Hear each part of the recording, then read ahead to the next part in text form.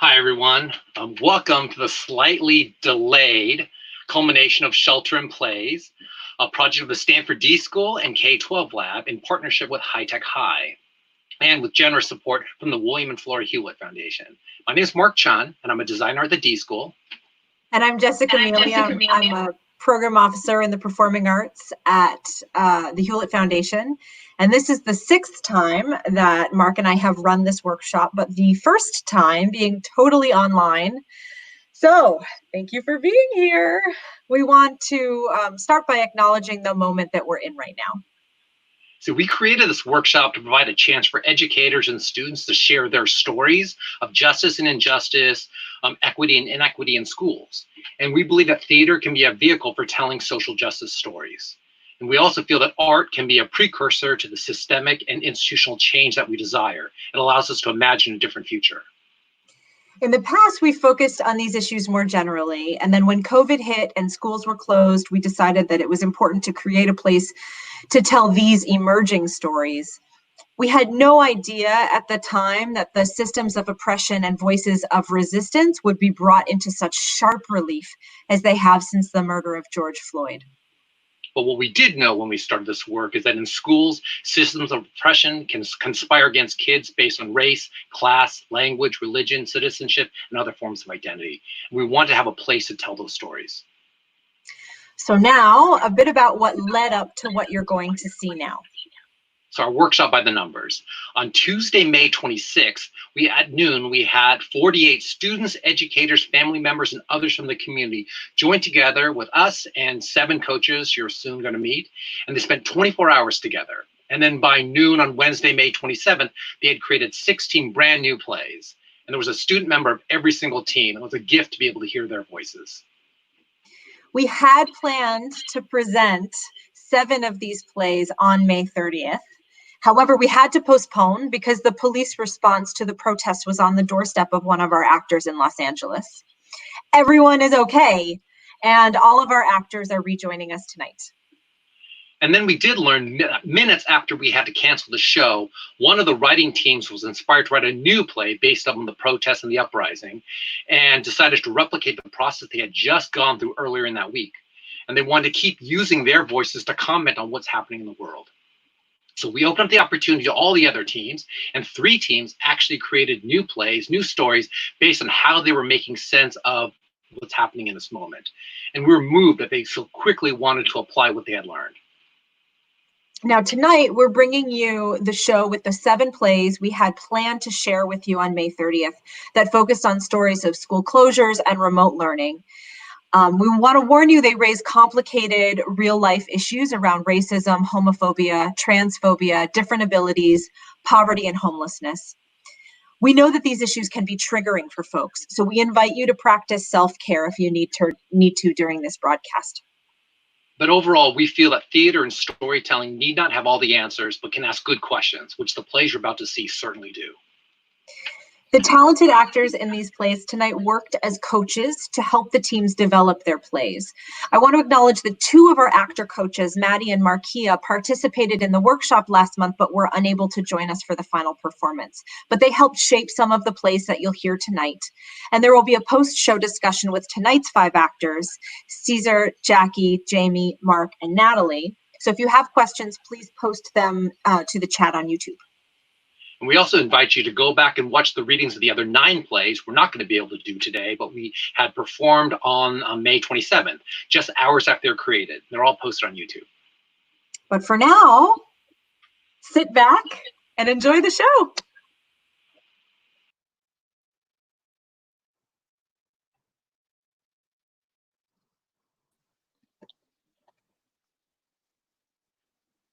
Doomed to Repeat by Lyndon Koshland, Tina Schuster, and Karina Lara. Time, present day, during a high school history class on Zoom. Setting, Socratic seminar discussing the merits of U.S. government's decision to send Japanese Americans to internment camps in World War II. Lights up on Avery, waiting for her classmates on Zoom. She is on the phone, although looking at a computer screen. Hey, Jordan. You hanging in there? Good. Oh, yeah, I know. It starts in 2 minutes. I just wanted to call you to tell you about this thing that happened. Yeah, well, this little cafe up on Grant? Yeah, well, I was trying to pick up coffee there this morning. I had it ordered on the app, and it's no contract pickup system. So I went to the shop, and I went to the window, and the barista told me, well, she basically told me to leave. No, no, I don't think it's that. I think it was because, well, because I'm Asian. Yeah, I know. The worst part is this. I mean, this isn't the first time something like this has happened. Oh, shoot, the class is joining. I'll see you. Bye. Enter Mr. Adams, Jordan, and Brendan, and the other students. Good morning, class. I hope everyone has finished their reading for today's Socratic seminar about World War II. Now, before we start, I'm going to remind you of how we show respect in Socratic seminars. We are all entitled to our opinions in this discussion. Your grade is going to be based on how many times you participate. To earn an A, you need to speak at least twice. I will ask the first open-ended question, and then I will only join the discussion if someone isn't participating. Any questions before we start? Is this stuff going to be on the test? Yes, Brendan, this will be on the test. And it's also important that you know it, because why do we learn history, everybody? Those that don't learn history are doomed to repeat it. Exactly.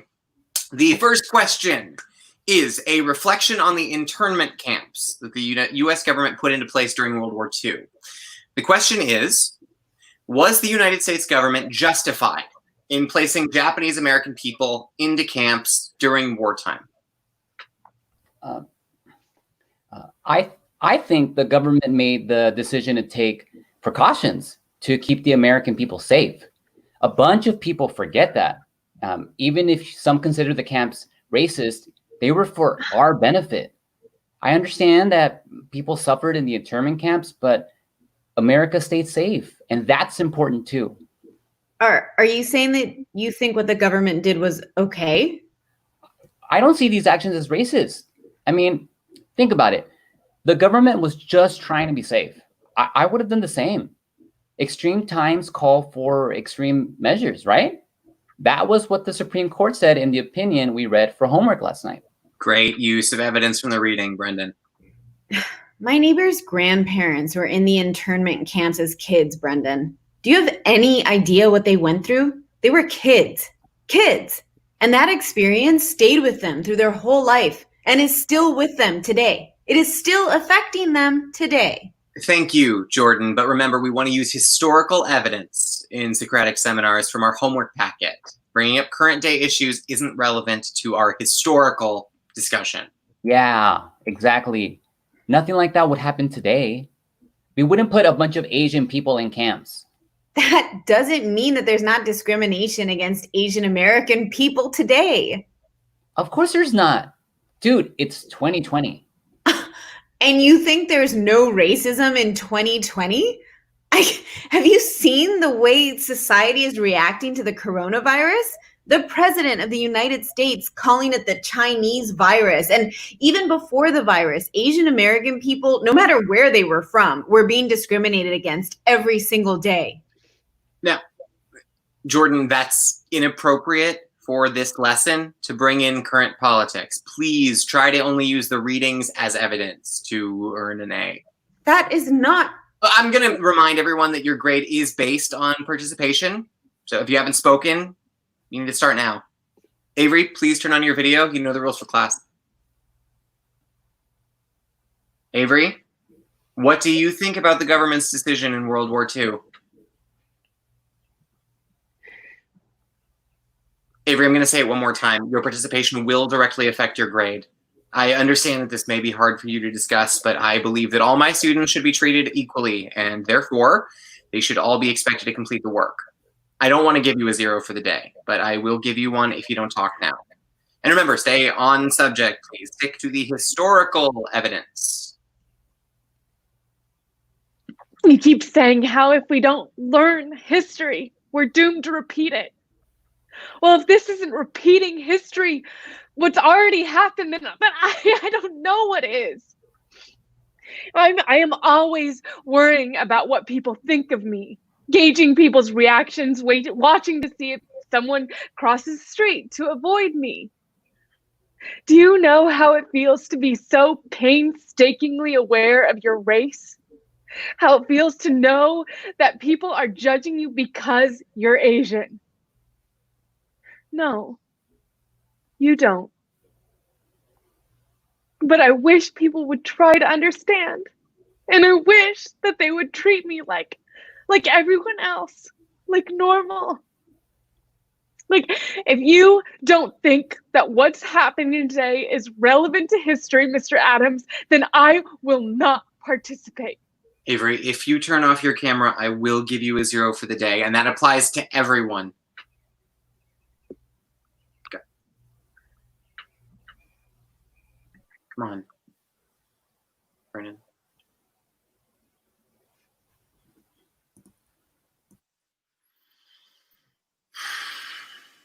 Lights out. End of play.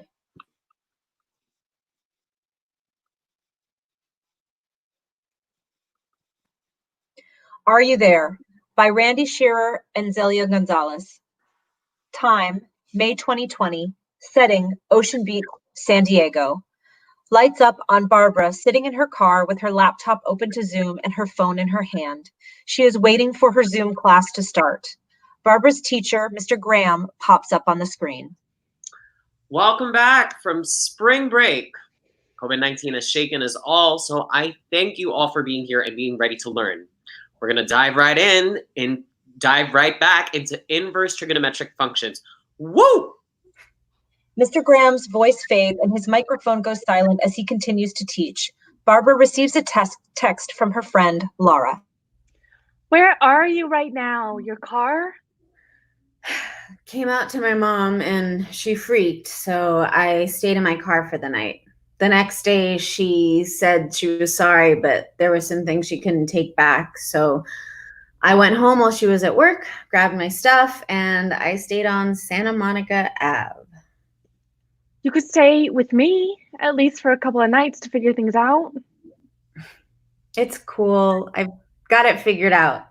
It's kind of fun. I promise. Okay. Where are you staying tonight? On the road.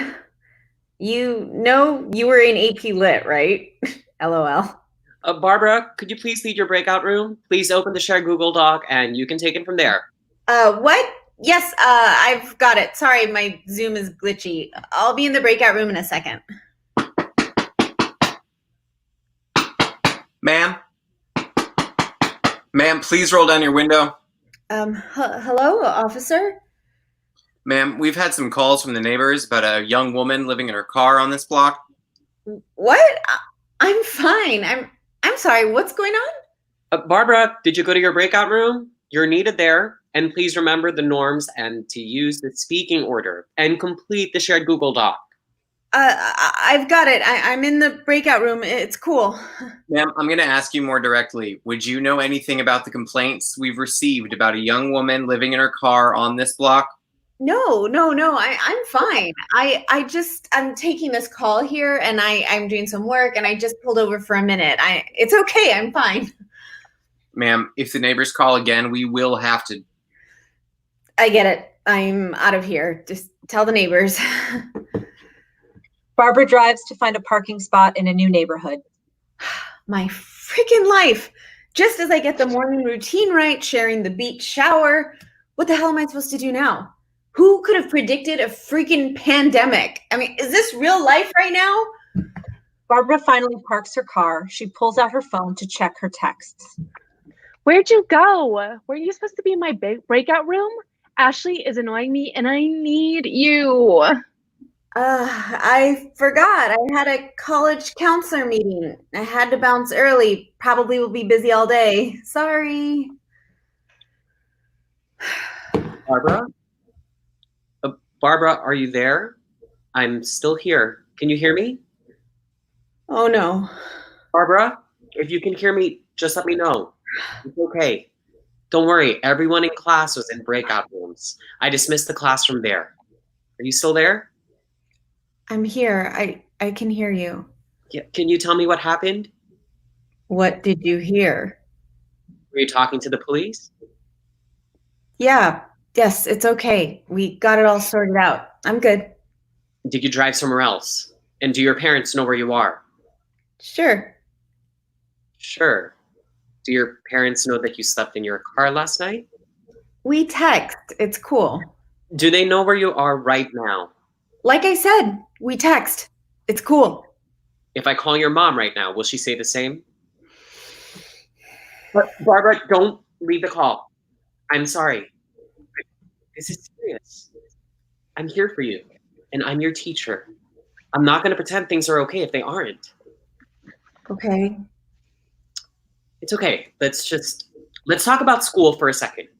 You've turned in maybe 2 assignments since we went to distance learning. I mean, I can see that you have a lot of docs in progress, but only 2 completed assignments in Google Classroom. I've known you for 4 years now, and that's not like you. I assumed it was just distance learning and the end of senior year. There's more to it though, right? Mm-hmm. Is there more to it? I guess so. How long have you been sleeping in your car? Since like the end of February? Barbara, I'm going to email you a few I'm going to email a few links to you right now. Seriously? What? Come on, you know me. Do you think that I don't know about these places? Aren't the community centers closed right now anyway? And how is a community center gonna fix my mom's attitude about who I am? I'm fine. I just can't go home. Can't or won't? Look, I told you. I came out to my mom and it was so bad. She was a second from kicking me out. So I didn't give her a chance. I got in my car and it was just gonna be for a few months of, couches and friends' houses and whatever. And I had a job for the summer and I'm accepted to college, so I'm good. But then there's a freaking global pandemic, so I can't crash with friends and there's no work this summer. And who knows if I'm going to go to college this fall. I hear you. Let me help. I don't know. Can you meet me somewhere? New Break Coffee by the main lifeguard tower at OB. It's safe. It's no touch takeout. We can socially distance. Of course. Half an hour? You better. Don't leave me hanging. Barbara grabs her phone and starts to text Laura. I think I need you. What? You okay? Yeah, I'm fine. I've been on the road for like a lot longer than you know, but I'm done and I can't go home again. I'll meet you wherever you want. New Break Coffee and OB, 30 minutes? On my way. See you soon. Lights out, end of play.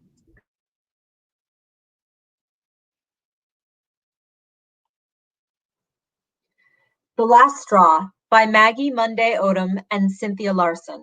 Time, early evening. Setting, a barn in the middle of a flood. It's raining and the animals are stuck inside the barn. Euripides, a rooster, is strutting around and crowing to Calypso, a peahen or female peacock. Eugene, a goat, is nearby. It's all your fault. The gods are punishing us with 3 months of floods, leaving us stuck inside this barn because you don't act like a regular peahen should. Tell him it wasn't my fault. He knows it wasn't. I can't believe you're so superstitious. This isn't a punishment. It's called meteorology. The scientists will eventually come up with a solution. Yeah, right. I don't trust the scientists either. You think I would believe those lies for a second? This flood is payback for your stupidity. Back in my day, peahens were seen and not heard. You don't act like a peahen should. You're always talking back. No, I'm not. See? Talking back right now. That's what you always say, but normal animals argue and no one says they're talking back. I'm in charge of this barnyard. You should be grateful to have a roof over your head. Guys, calm down. When will this end? I am so tired of being stuck with these two. I wish I could get away from him, but it looks like we're just stuck here forever. It won't be forever. It's already been 3 months. What are you two talking about over there? Are you talking about me? Oh, don't touch me! Get away from me! Euripides, calm down. Don't do this right now. Who knows how long we're going to be stuck with each other? We're a family. We have to be kinder to each other.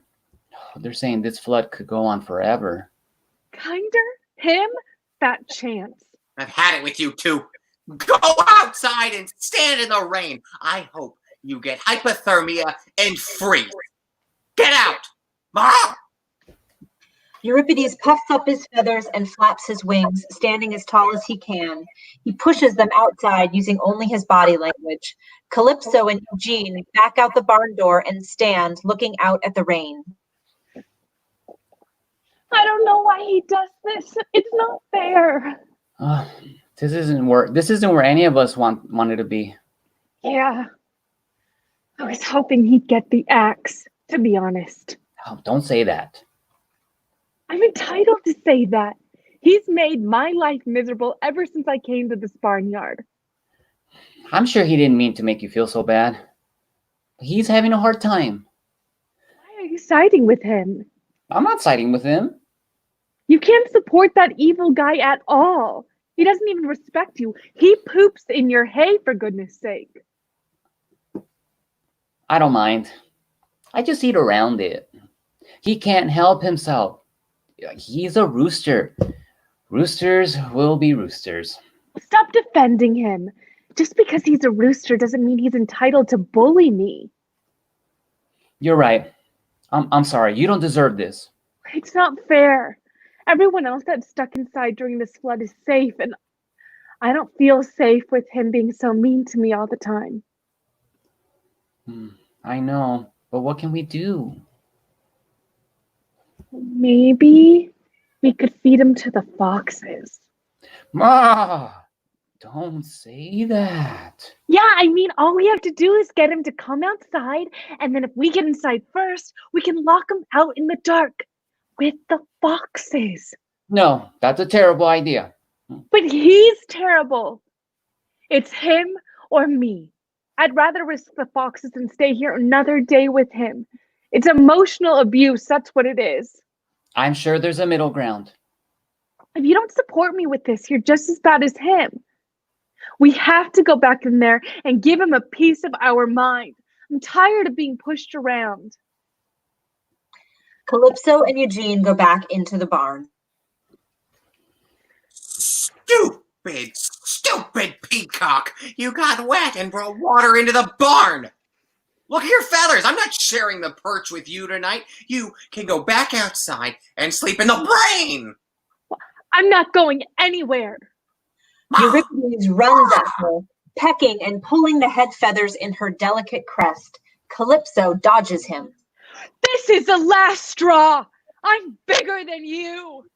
Calypso pushes Euripides outside into the rain. Calypso rushes back inside, and Eugene kicks a bale of hay in front of the door to keep it closed.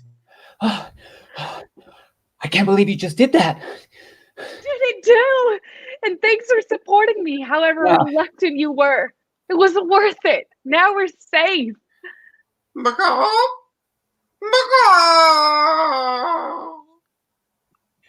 Lights out. End of play.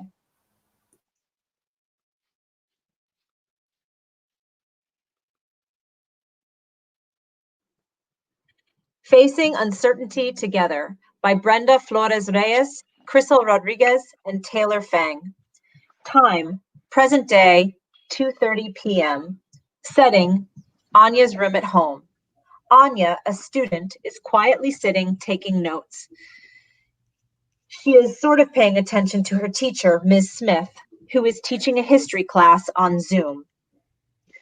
The unemployment rate during the Great Depression was above 30% due to the stock market crash. During this time, people were being laid off and food was hard to come by.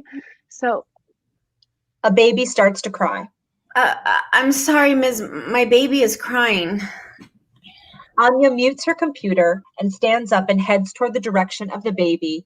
She picks the baby up. Rebecca, shh, please don't cry. Jaime, Anya's dad, enters the scene and places his palm on Anya's shoulder. Anya, I need to talk to you. Yeah, Dad, what's going on? Mija, today was my last day at work. They're closing up the shop because of the pandemic. We're not allowed to go into work, and I don't know when they will reopen. We have to be smart right now and figure out how we're going to pay for the rent and our food. But don't worry, we're going to figure this out. Oh, I know you are taking care of Rebequita, so I'll let you do that. We can talk later. Okay, Dad. Yeah, we can talk later. Anya manages to calm down her baby and heads back over to her desk. as a result of men losing their jobs, we began to see a surge of women entering the labor force. Women began working in domestic service, teaching, and clerical work. Oh my God. What am I going to do now that my dad lost his job? My mom's going to be so stressed out. We barely make ends meet like it is. What if I have to start working? Where would I look? I'm barely learning English. Who would hire me? And if I do start working, who would take care of my baby? My mom, I guess. How am I going to go to school and work at the same time? Would I even be able to go to school? Would I have to drop out? For the next hour that we're all together, please complete the assignment on Google Classroom. Read the article, Women's Work During the Great Depression, and answer the prompt, how were women discriminated against in the workplace during the Great Depression? If you have any questions, I'll stick around in the Zoom room. Miss Smith, can I talk to you about something private? Yeah, sure. Let me put us in a Zoom breakout room. Ms. Smith, I plan on dropping out. I have to help my family. Wait a minute, Anya, what's going on? Is everything okay at home? No. My dad just told me that he was laid off from his job, and he's the only one that works in my family. And if he can't work, we can't pay the bills. I don't know what to do, but I feel like I have to start working to help out. I see that you're very stressed out, but I think there's a way to help your family. I know our social worker has a list of resources for families. I could share that with you. He can also meet with you to help you apply. What kind of resources? I know this is kind of personal, but does your family have papers? I know for some assistance you do need a social security number, but for other things you don't. No, we are all undocumented. Okay, so there's a couple of things. Right now, no one can get evicted from their apartment if they can't pay rent. There are some local food pantries giving out food as well. The governor of California also just passed a bill to give undocumented people assistance. I think you would get a check or something, but I'm not sure. Our social worker might know more. Let me connect you with him. I didn't know all of this was out there. I really want to talk to our social worker and see how he can help me and my family. Of course. Let me know if you need anything else. I know this time is difficult for everyone, and I admire you for continuing with your education.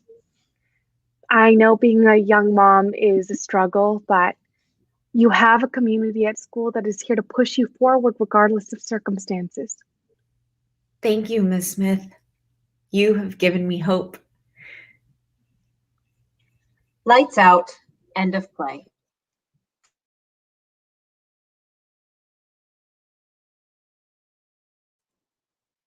Shut Down by Sarah Guerin, Camden Sharkey, and Katie McMahon. Time, present day Ohio, Setting, Ash's room during a Zoom therapy call. Lights up on the Zoom call. Dr. Allen, Ash's therapist, is waiting with his video on. Ash's video is off with the sound on. Ash can be heard rustling around the room and then closing the door. Ash? Hi, I'm Dr. Allen. Ash, can you turn your video on for me, please? More rustling sounds from Ash's computer. Hi, Dr. Allen. I'm here. How has it been being back home? It's fine. Yeah. Last week I slept in the park, so now I'm sleeping in my own room. So it's better, but still not the best. But I do all right for myself. Before we bring your parents in, I thought it would be good for us to chat on our own for a bit. Does that sound okay? Yeah, sure. That sounds good. So, how have things been so far? It seems like it's been a little while since you've been home. Well, it wasn't all that it was made out to be. With COVID closing all my resources, my parents let me back into their house, so that's good, I guess. But now I can't be who I am. I'm forced to be who they want me to be. So I'm here, aren't I? This is just what I have to do right now. It is what it is. I don't even know what home is supposed to feel like anymore. Ash, your parents are in the waiting room, so I'm going to bring them in on the call. Martha and Earl, Ash's parents, enter the Zoom call. Hi, Dr. Allen. Thanks for meeting with us. Absolutely. How have things been, Martha? Well, she's been home for a week or so now. It's going good. It's good. They, Mom. This is what I'm trying to tell you. Doing our best. She's here. We're all here. Okay. We're just going to try to listen to each other during this session. I mean, great. This is what we told her she needs to do in order to stay under our roof. The parents and Dr. Allen continue to talk. Time passes. As the session progresses, Ash is checked out. The conversation concludes when the session comes to a close. Okay. Well, I think we have made some progress here today. We can pick up next week. Thank you, Dr. Allen. We are so excited to help her through this. Thank you. Yep. Next week. This will be something for me if I'm going to stay here and play house. Dr. Allen? Yeah, let's listen to each other. Okay, the LGBTQ Center is physically closed due to COVID-19. But all programs and services remain free and open to the public virtually. Oh, cool. Looks like there's a chat. Sweet. Hi, I'm Ash. I use they, them pronouns. Lights out. End of play.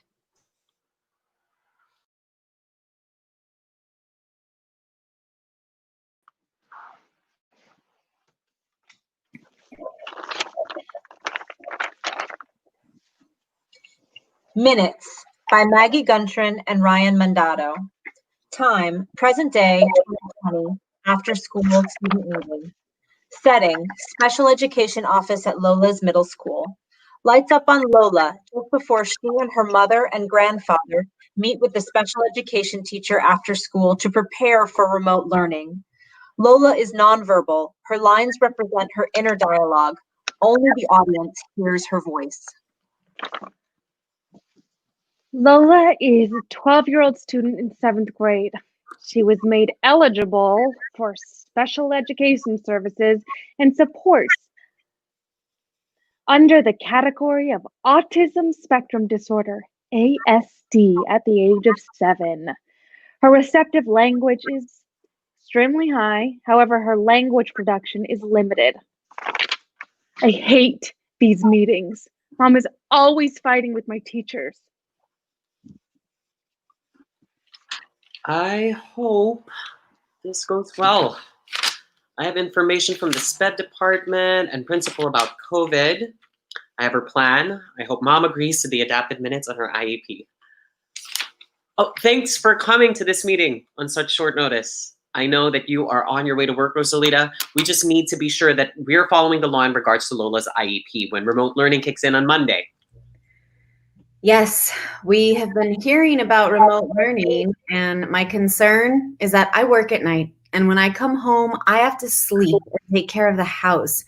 Lola's grandfather will be looking after her, but my father is not strong with technology, and our Wi-Fi sometimes doesn't work or it gets turned off. So I don't know that he'll be able to help her with much of her schoolwork. We would like the one-on-one support she gets while at school. Yeah, at this time, we cannot provide one-on-one services due to social distancing and stay-at-home orders. It's important that someone is with Lola during distant learning to help her complete her work. I need to provide her at least 45 minutes of special education services a day, and my hands will get slapped by my administration if I don't document those minutes. 45 minutes a day. That's it? That's right.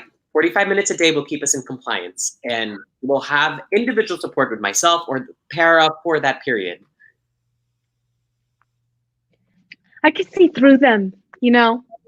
Has anyone asked about my successful website design about how to find the Fibonacci sequence in nature that I created by myself? Well, that took a lot of minutes. Why aren't they talking about when and where I'm doing well? I love Miss K. She explained the website assignment perfectly, gave me a sort of checklist to work from, and said, go girl, get it done. I don't need minutes. I need friends and language and tools that focus my colorful, exploding mind. Are there programs that can be used to guide her in learning? My father cannot access all the technology that the school will send home. You know how discouraged she gets. When we do work at home, she often gets frustrated and throws tantrums. And based on your comments in this notebook, Lola often reacts like this at school as well. Lola is a good girl. You just need to talk with her the right way. Small steps, small chunks of learning, time. Help her see the patterns and structure. When we go out back and sit, she always brings me flowers and rocks and leaves and puts them together in the most authentic and clear way. I think Brad, that please, thank you. I know that we love her so much, but that's great for family time. And we need her to graduate. We need her to get what she needs, and she needs those extra minutes to get her there. We worked so hard to get her that support, and now it seems to be going up in smoke. This remote learning is new and hard for all of us. It's a huge surprise and shift in thinking. We just cannot provide the same minutes online. I'm sorry. We will do everything we can and document it. Why can't they just believe in me? Like, I've done so many projects on my own before.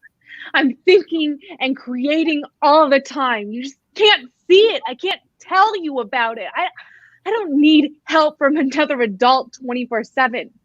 Why aren't they listening to my Lolo? He's trying to tell them what I can do. He sees me. I understand everything that's happening. Ask me. Listen to me. I'm alive. I'm here. Lola stands up and starts kicking the table. She grabs papers and throws them on the floor. She flips the chair. Lola, calm down. What's going on? You see? She needs those extra minutes. Lights out. End of play.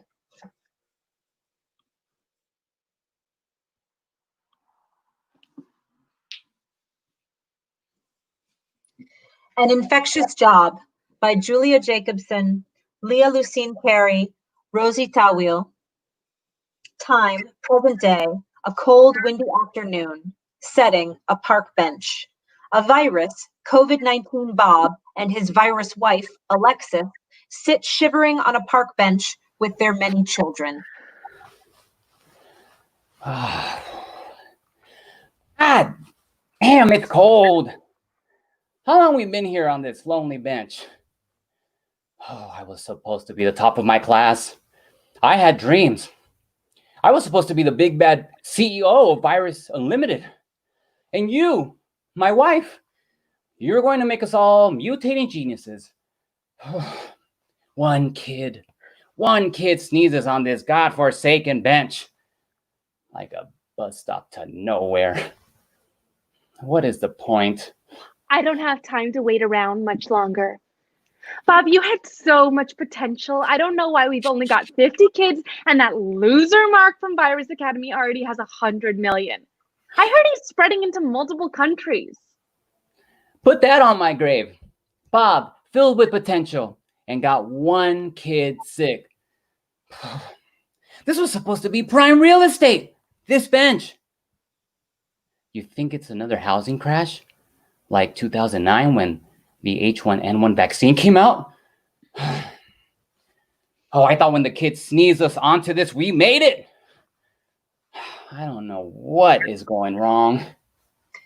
Cut to Kyle, a human, at home, taking a selfie in the bathroom mirror. Check out this quarantine bod. What a waste. I'm basically prime pandemic material. I'm young, I'm healthy, I live alone. I even wear gloves when I'm going out. I mean, who wouldn't want to get with this? One date isn't gonna hurt anything. Oh, why, hello, Karen. You'll do just fine. How about a nice pandemic-friendly outdoor date? Cut back to the park bench.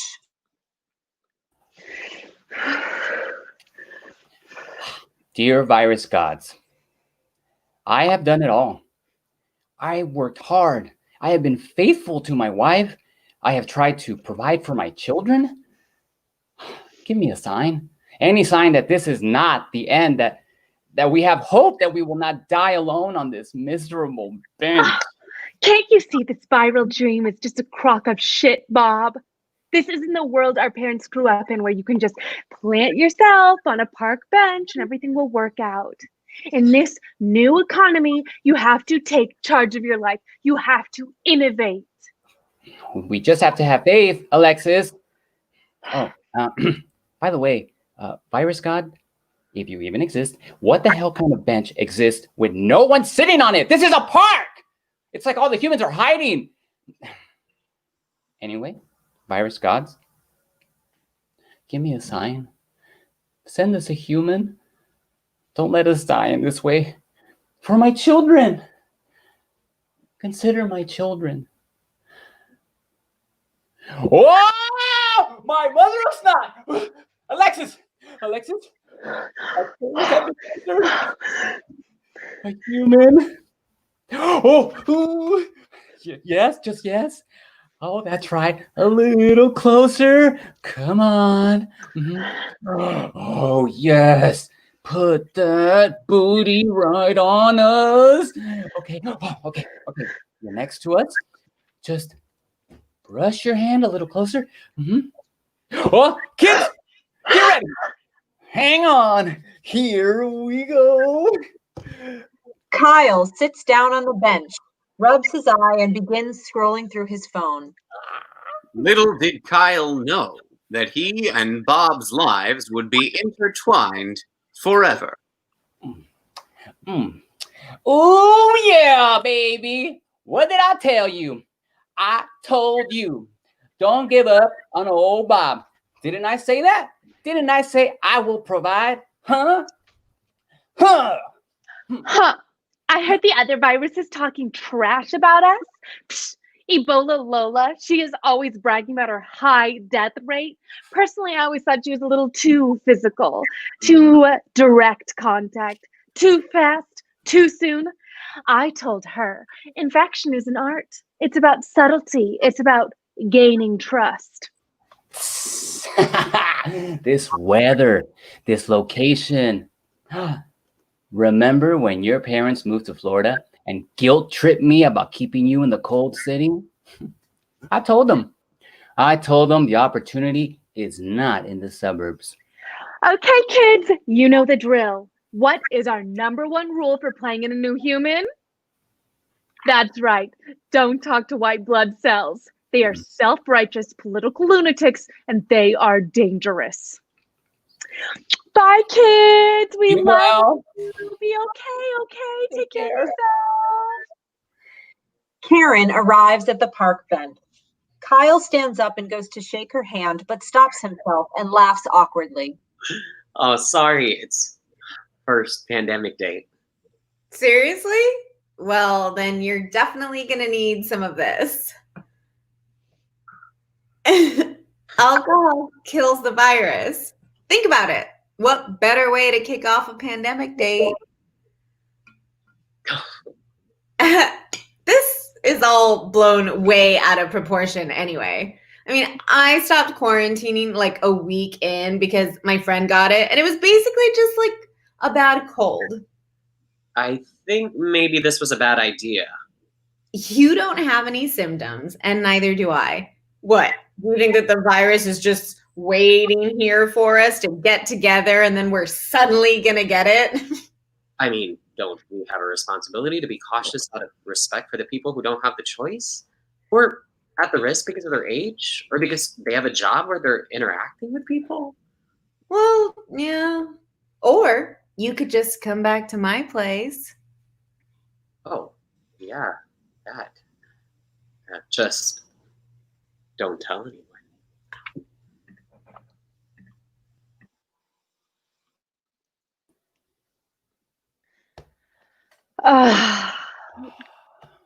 Bob, my sweet, when I hitched my glycoprotein spike to yours, I knew we were destined for great things. Where shall we spread next, my dear? You mean you still want more? Bob, this is just the beginning. Our kids have moved on to bigger and greater things, jobs I could only dream of. We can't stop now. This is what we worked on for all these years.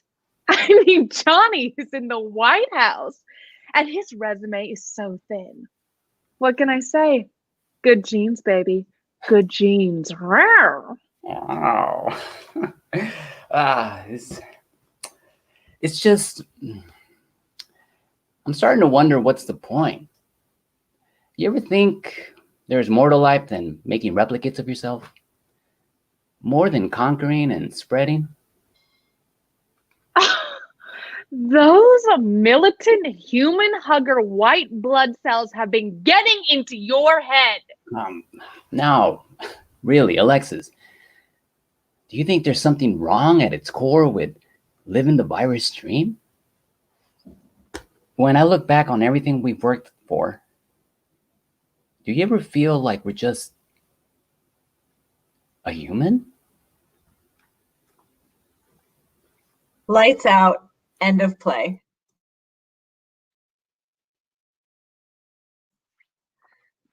Yay! That's our show! Yay! Now.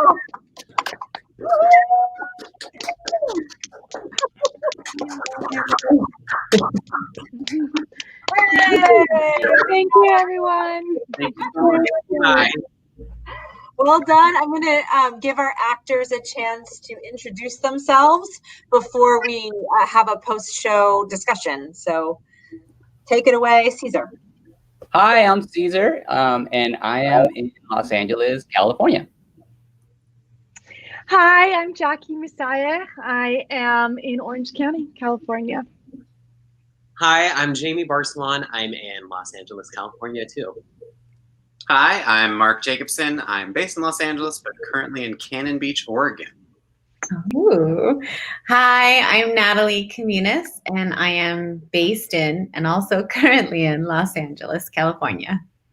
Thank you, guys. I just want to say that the actors here were also coaches during the workshop in May, and so they helped shape some of the pieces that you saw tonight. And I want to thank them both for their acting talent as well as their coaching talents. We're really, really lucky to have them. And I'm going to step out and let Mark step in to facilitate a discussion. Mark? Great. Thanks a lot, Jess. So, thank you, actors/coaches, for the amazing work that you did. I wonder if you all could chime in and just share a little bit about what it was like taking these ideas to the page and then to our virtual stage.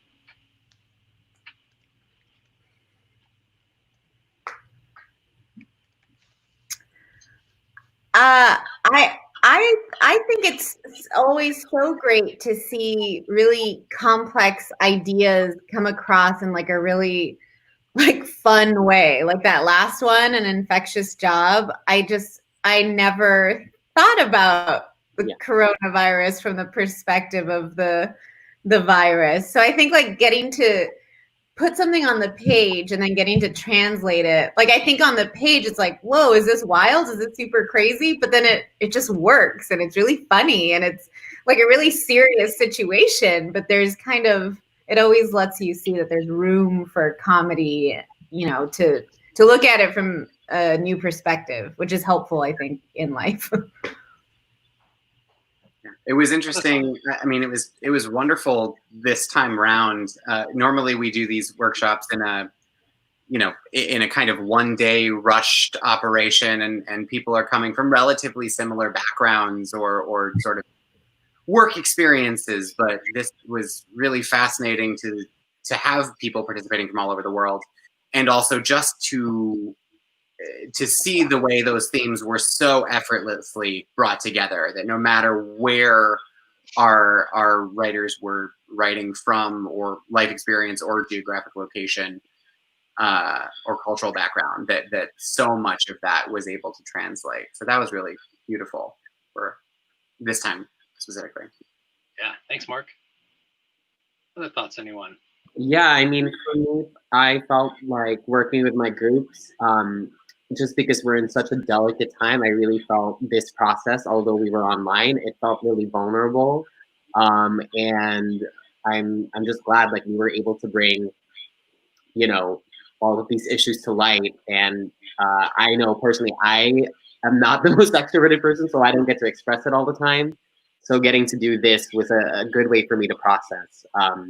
Especially because personally, I am alone in the US. My family's back in Asia. So this was a really, it was also cathartic in that sense. So, you know, again, it goes back to how we can use art in a really positive way. So it was really good in that sense. Sorry, Mark, I had a technical issue. What was the question? Just asking about sharing some of the process to get it from idea to the page to the virtual stage. Got it. It was really, I have to say, kudos to the writers for every group that I had was very enthusiastic to do this right in the middle of all this, everything that was going on. And I think that translated in these plays and in all the plays that were written. I want to just that energy of we want to get these issues out. And then with the added challenge of how do you go from page to virtual stage it was a wonderful experience. Yeah. Maybe we'll transition. The other question I have, and Jamie, your comment sort of touched on this, is like we're using storytelling, art, and playwriting to ask some questions about social justice and equity. And I wonder if you all can just comment on that. Where do you see the role of art and storytelling and trying to push for change? I love this platform for talking about ambiguous, difficult issues, because it forces us to not only just take one side in something, because you have to have multiple people. I mean, it's one person talking to another person. It's one person learning from another person. It's two people in different stages of their learning, or in different stages of who they are. And I love that it brings about a dialogue, and it forces me as a writer, and I think all of us as, you know, actors, and then all of the writers who did it, to not only see their perspective, but to jump into the person who has an opposing view and go, oh, are they human? What brought them to this idea? How can we make them real and relatable and teach them something. So I love this platform for that, because like Mark said and Jess said, this, there aren't a lot of answers. There's just growth and learning from one another. Thanks, Jackie. Other thoughts, anyone? Go ahead, Mark. Yeah, it's so interesting I think there's so much prescient about this project. I think it's such a healthy and active way to go about interpreting the world in a way that encourages critical thinking and encourages the kind of engagement and discussion and research and work that we need to do, that we're responsible for as artists, as artists specifically, because these are the stories that we're telling, but also as people, and just how much more resonant all of these stories have been since we were going to perform them initially. I think certainly is humbling for me and teaches me the work that I need to do. I'm really grateful for having a place to make sense and a place to explore and a place to ask those questions that isn't our standard echo chamber on social media. Yeah, that's really interesting how it can reach out to other folks. Other thoughts, anyone? Yeah, I mean, I think, there's a lot of, and rightfully so, there's a lot of, we hear a lot of loud voices nowadays, social media, online, on TV, and, it's very important. I think, though, sometimes having open communication and just a back and forth dialogue sometimes is harder to have. So what I love about this process, and I did this last year too, you're just putting people together who have never met, who are from different parts of the world for this round, and you just have to create something together. And I think, if we take a little part of that, that's something that basically I think all of us can benefit from, because, when things are so loud, sometimes we're not listening. And because you have to create something, you're really forced to listen. And it's a good lesson, I think. And it's something that, we need now more than ever, I believe. Yeah, I really like that, Jamie. And we spent a lot of time thinking about making sure that we're uplifting voices, but like the listening part is obviously the other half of that. Such an important point. Yeah, and theater. I mean, of all the art forms, and especially theater, it's great to have it's a safe container where you can put in all these expressions and all these thoughts into this container, which didn't hold any judgment to begin with, and for people to remove themselves without having to talk, like you were saying, Jamie, like you're not talking to each other, you're talking through this vessel. To hopefully use that to then be able to go back to each other and talk without, and understand the perspective that way without feeling like it's a personal attack or you're not understood. It's a powerful tool. It's like a safe space. It's a container. It's a bunch, yeah. Yeah, love that. Any other final thoughts before we wrap up? Yeah, I mean, I agree with what has been said, but yeah, theater is incredibly disarming and can catch you off guard if you let it. And I think that that's such a perfect marriage when thinking about social justice, when thinking about equity, because I think those are all, it feels personal for everyone in a different way, whether you feel attacked or whether you feel no one's listening to you. And I think, yeah, writing or even performing those narratives is always a safe way to explore what those feelings are. And the more we can all do that, keep talking about these really hard things, I think that'll be the key. That's fantastic. All right. Well, again, thank you all again, actors and coaches who helped our writers, our first-time writers, sort of get through their very first play. It's so valuable and important to be able to do this work. Thank you, writers out there, for participating in this, and we hope that you enjoyed seeing your stories, your characters, the things that you want us to hear being able to be performed for you. And we hope you all keep creating. Thanks again.